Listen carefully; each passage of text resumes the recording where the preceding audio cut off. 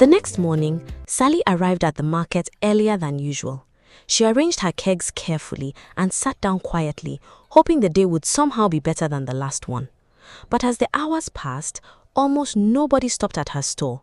Sally kept forcing herself to stay calm, but inside, worry was slowly eating her up. Rent was overdue, junior school fees were coming soon. The little money she had left at home could barely buy food for 2 more days. She sat there staring at her unsold kegs when suddenly she noticed someone standing in front of her store. It was the old woman, Nana. This time, she was not carrying the empty bowl. Sally quickly sat up straight. Mama, good morning. I told you I would come back. Sally smiled politely, though she still didn't fully understand why the woman had returned.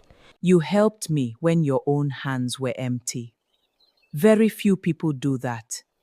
Before Sally could respond, Nana slowly reached into the folds of her wrapper and brought out something small, a bracelet. It looked old and simple, made with dark beads and a strange smooth stone at the center. But somehow, the stone reflected light differently from everything around it. Nana stretched it towards Sally. Wear this whenever you come to the market. Mama, what is it? There are 2 things you must never do. Never let water touch it, and never tell anyone about it.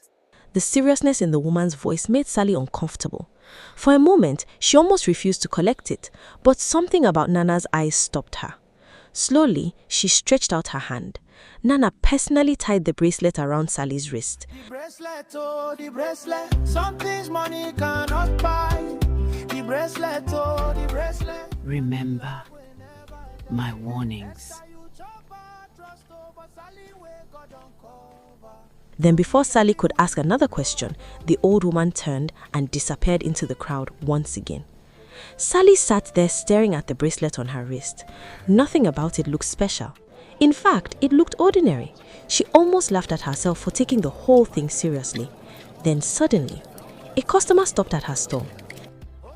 Give me 4 bottles. Before Sally finished measuring the oil, another customer arrived, then another, then another. Within 1 hour, her store became unusually busy. People who normally walked past her suddenly stopped to buy. Women called other women over. Buyers kept coming. Sally barely had time to sit down. By afternoon, all her kegs were empty, completely empty. Sally stood there staring